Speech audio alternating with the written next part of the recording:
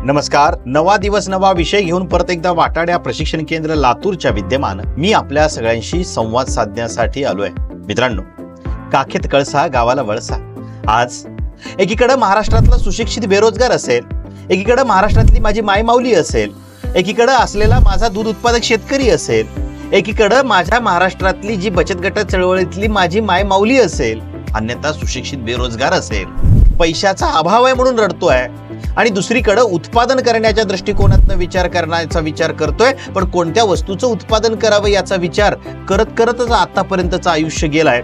असा माझा हा घटक आहे आणि वर्षभर फक्त विचार करतोय आणि आपण विचारामध्ये आहोत. पण आज उत्तर प्रदेशमधनं, आज गुजरातमधनं, आज राजस्थानमधनं, आज छत्तीसगडमधनं, आज मोठ्या प्रमाणावरती कर्नाटकातनं आज एक वर्ग 4 ते 6 महिन्यासाठी या महाराष्ट्रात येतोय. एकीकडे जमिनीचं धारण क्षेत्र कमी आहे म्हणून स्थलांतर करतो आहे आणि महाराष्ट्रामध्ये येऊन अवघ्या 6 महिन्यामध्ये किमान 10 ते 12 लाख रुपये कमाई करून पुढचे 6 महिने आपल्या गावाकडे निघून जाऊन आराम करतोय. मालक मात्र तो आहे, पण त्या ठिकाणी काम करणारा कामगार हा माझ्या महाराष्ट्रातला आहे. आणि यावेळी मला प्रश्न पडायला लागतो की अशा उद्योगाच्या माध्यमातून लाखो रुपये नव्हे तर करोडो रुपयांची उलाढाल प्रत्येक गावामधनं होते. आणि परत माझ्या गुरूंचे वाक्य मला आठवतात. गुरु सांगतात, ज्या ठिकाणी वस्तू ज्या काही आहेत या वस्तूंना ज्या वेळेला मागणी जास्त असते त्यावेळी माणूस त्याच्यावरती खर्च मोठ्या प्रमाणावरती करतो. याचा अर्थ असा आहे, एखाद्या व्यक्तीनं केलेला खर्च हा दुसऱ्या व्यक्तीचं उत्पन्न असतं आणि आपलं इथंच चुकतं आहे. करोडोंचा खर्च आपण या 5 ते 6 महिन्यामध्ये या घटकावरती करतो आणि येणारा हा बाहेरचा माणूस तो निश्चित पद्धतीनं कमाई करून निघून जातो. यामुळं माझ्या तमाम महाराष्ट्रातल्या लोकांना जागृत करण्याच्या दृष्टिकोनातनं आजचा हा व्हिडिओ मी आपल्या समवेत घेऊन येतोय. मित्रांनो, विषय मांडतोय मला माहिती आहे, ते म्हणजे आहे कुल्फी निर्मिती उद्योग. कुल्फी कुठली आहे? खऱ्या अर्थानं कुल्फीचा जर जन्म बघितला तर कुल्फी 16व्या शतकामधली आहे.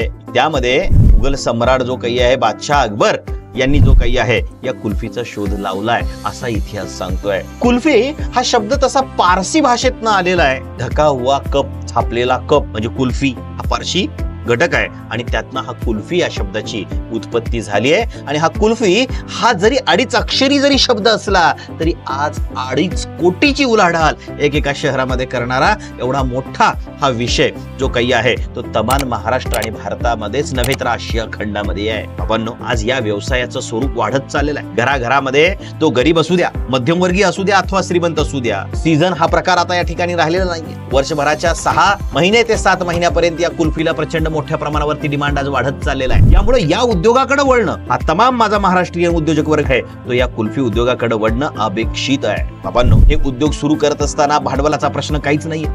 अवघ्या 1.5-2 लाख रुपयाच्या घरात, स्वतःच्या घरात आणि अत्यल्प श्रम घेऊन आपल्याला या उद्योगाला सुरुवात करता येते. 2 लाखापर्यंत जरी आपण एकंदरीत भांडवल घातलं तर अवघ्या 1 ते 1.5 महिन्यामध्ये ते भांडवल आपलं जे काही आहे ते पूर्ण बाजूला निघतं आणि तिथून फक्त चालू होतो तो म्हणजे नफा, नफा आणि नफा. जी वस्तू 6-6.25 रुपयापर्यंत तयार होते आणि त्याची विक्री 25 रुपयापर्यंत होते. काय मार्जिन आहे या गोष्टीचा आपल्याला या ठिकाणी विचार करावा लागेल आणि त्यामधनं आपल्याला या घटकाचा विचार करत करत निश्चित पद्धतीने या उद्योगाकडे वळावं लागेल. या उद्योगासाठी लागणारे लायसन्स म्हणजे नेमकं काय आहे? त्यासाठी उद्योग आधार आहे, फूड अँड ड्रग लायसन्स आहे. या उद्योगासाठी न्यूट्रिशनल व्हॅल्यू आपल्याला काढावयाचे आहेत. सोबतच वजन व मापेचे प्रमाणपत्र आपल्याला यासाठी काढावयाचं आहे. एवढे मोजके डॉक्युमेंट्स झाले की लागलीच आपल्याला या उद्योगाला सुरुवात करता येऊ शकते. या उद्योगाचं सगळ्यात मोठं अपयश काय आहे? लोक कधी जागे होतात?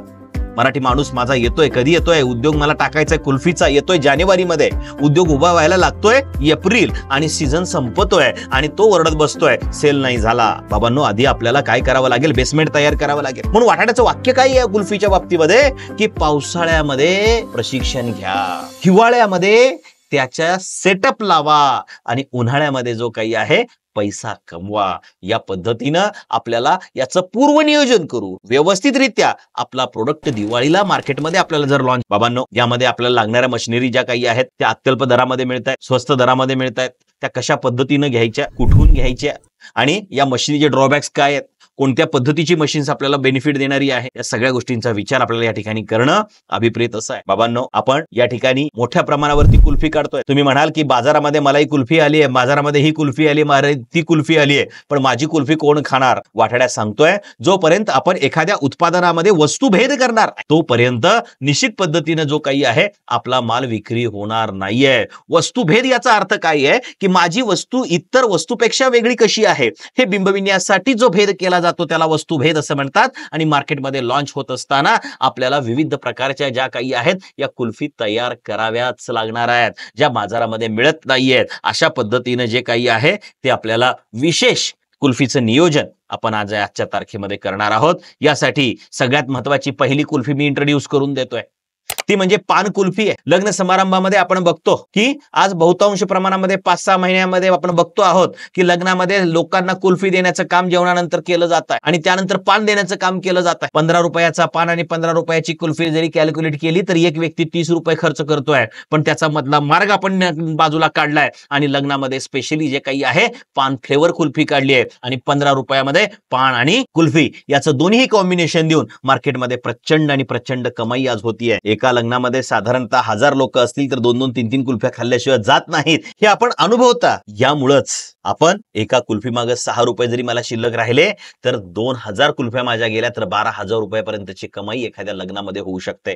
आणि यामुळं आपल्याला या कुल्फीतनं फार मोठी संधी येणाऱ्या काळामध्ये आहे. आणि विशेषतः वाटाड्यानं पान कुल्फीचं जे फ्लेवर तयार केलेलं आहे, त्याची जी रेसिपी तयार केलेली आहे ती अत्यंत महत्वाची आणि सगळ्यांना आवडण्याजोगी आहे. बाबांनो, यानंतर स्पेशली जे काही आहे पायनॅपल कुल्फी आहे, जे फ्रुट्स मध्ये नॅचरल मध्ये आपल्याला करायची. यानंतरचं पुढचं जे काही आहे ती विशेष कोकोनट कुल्फी आहे, चिक्कू पासून केलेली चिक्कू कुल्फी आहे, स्ट्रॉबेरी कुल्फी आहे, मँगो कुल्फी आहे, चॉकलेट कुल्फी आहे. यासोबतच जे काही आहे पेरू पासून केलेली पेरू कुल्फी आहे. विशेषतः त्याच्यावरती मसाला मारून आपण पेरू कुल्फी जी काही आहे ती मार्केटला लॉन्च करून टाकलेली आहे. यासोबतच जे काही आहे विशेष म्हणजे शुगर पेशंटचाही विचार वाटाड्यानं केलेला आहे. शुगर पेशंटसाठी स्पेशली शुगर फ्री कुल्फी, विशेष जांभूळ कुल्फी शुगर पेशंटचा आपण विचार केलेला आहे. शुगर पेशंटसाठी तिसरी जी काही आहे हनी कुल्फी वाटाड्यानं आपल्या ठिकाणी डेव्हलप करून ठेवलेला आहे. याबरोबरच जे काही आहे शुगर पेशंटसाठी स्पेशल गुळाची कुल्फी. सगळ्या कुल्फी निर्मितीचं अनोखं प्रशिक्षण वाटाड्या आयोजित करत आहे. यासोबतच जे काही आहे हेल्थ कॉन्शियस लोकांसाठी स्पेशली जी काही आहे यामध्ये मोरिंगा कुल्फी, तुलसी कुल्फी यासारखी वेगवेगळी फ्लेवर्स या ठिकाणी वाटाड्यांना डेव्हलप केलेली आहेत. एक नाही, दोन नाही, तब्बल 16 प्रकारच्या विविध फ्लेवरचा विचार जो गरिबांना परवडणारा आहे, मध्यमवर्गीयांना आवडणारा आहे आणि श्रीमंत खरेदी करणार आहे अशा पद्धतीची भूमिका घेऊन आज वाटाड्यानं असंख्य फ्लेवर डेव्हलप केलेले आहेत. मित्रांनो, या उद्योगामध्ये एकच लक्षात ठेवा की तुमच्याकडे प्रॉपर रेसिपी असल्या पाहिजे, योग्य प्रमाण आपल्याकडे असलं पाहिजे. बऱ्याच वेळेला कुल्फी करताना सगळ्यात मोठा प्रश्न येतो की कुल्फी ही सॉफ्ट होत नाही, ती काय होत असते, हार्ड होत असते, बर्फाळ लागत असते. त्यासाठी आपल्याला काय करता आलं पाहिजे. त्यानंतर या कुल्फीचं कॉस्टिंग कसं रिड्यूस करायचं. माझं प्रोडक्शन कॉस्ट 9 रुपयाच्या घरात जातोय आणि माझा प्रतिस्पर्धी 5.5-6 रुपयाने विकतोय, याचं काय फॉर्म्युलायझेशन आहे. सोबतच जे काही आहे ही कुल्फी जास्त काळ कशा पद्धतीनं टिकू शकते, आपल्या कुल्फीला चांगल्या पद्धतीचा स्वाद कसा निर्माण होऊ शकतो. आणि तिसरी महत्वाची गोष्ट की याचं वितरण शास्त्रीय पद्धतीनं कसं करायचं आहे. त्यानंतर आपल्याला याची कॉस्टिंग कशी करायचं आहे, आपला प्रॉफिट कसा बुक करायचा आहे, स्कीम कशा डेव्हलप करायच्या आहेत आणि मार्केटिंगची स्ट्रॅटेजी काय ठेवायची आहे, या वस्तूची किंमत निश्चिती कशी आपल्याला फायनल करायची आहे आणि मार्केटला कॅप्चर करत पुढे कसं चालायचं आहे या संदर्भातली इत्तंभूत माहिती देण्याचं काम आपल्याला या ठिकाणी वाटाड्या आपल्या समावेत करणार आहे. निश्चित पद्धतीनं हा उद्योग जो काही आहे या मराठी माणसांसाठी अजरामर आहे. कारण गुळ हा जो काही भाग बघितला तर स्पेशली महाराष्ट्रामध्ये आपण गुळाचा वापर करत असतो आणि गुळ म्हणजे महाराष्ट्राकडे बघण्याचा दृष्टिकोन वेगळा आहे. यामध्ये आपण जर गुळाची कुल्फी तयार करून भारतभर याचा सेलिंग आपल्याला करता येऊ शकलं नसेल, आपल्या गावातनं सुद्धा जर आपण याला सुरुवात करून घेतली,